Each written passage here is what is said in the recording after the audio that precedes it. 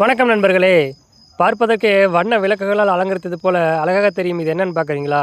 வேற ஒன்றும் இல்லைங்க, சிலந்தி வலை தான். சிலந்தி வலைன்னு சாதாரணமாக சொல்லிட முடியாது. இதில் அவ்வளோ விஷயங்கள் அடங்கியிருக்கு. பொதுவாக உழவனின் நண்பன் மண்புழுன்னு சொல்லுவாங்க. உழவனின் நண்பன் மண்புழு மட்டும் அல்ல, இந்த மாதிரி சிலந்தி வலையும் சிலந்தி பூச்சிகளும் தான்.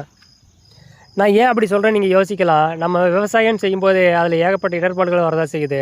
அதுலேயும் நம்ம இயற்கை வழியிடம் விவசாயம் செய்யும்போது நிறைய பிரச்சனைகள் வரும். அதில் முக்கியமான பிரச்சனை ஒன்று தான் பூச்சிகள் தொந்தரவு.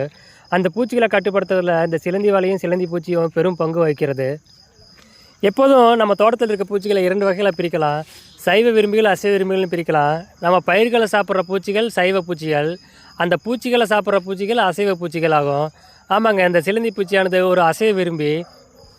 சிலந்தி பூச்சியில் நிறைய வகைகள் இருக்குது. அதில் ஒரு வகை தான் இந்த வலை பின்னும் சிலந்தி. இந்த சிலந்தியானது வலையை பின்னிட்டு அதில் காத்திருக்கும். அதில் வந்து விழுகிற பூச்சிகளை அது பிடிச்சி சாப்பிடும். இதெல்லாம் எப்போ நடக்கும் அப்படின்னா, நம்ம தோட்டத்தில் உயிர்கொல்லி மருந்துகளை உபயோகிக்காத வரைக்கும் தான் இது நடக்கும். நம்ம எப்போ உயிர்கொல்லிகளை தெளிக்கிறோமோ அப்பயே இந்த சிலந்தி பூச்சி அழிஞ்சு போயிடுது. நம்ம இயற்கை முறையில் விவசாயம் செஞ்சால் மட்டும்தான் இந்த சிலந்தி பூச்சியை தோட்டத்தில் பார்க்க முடியும்.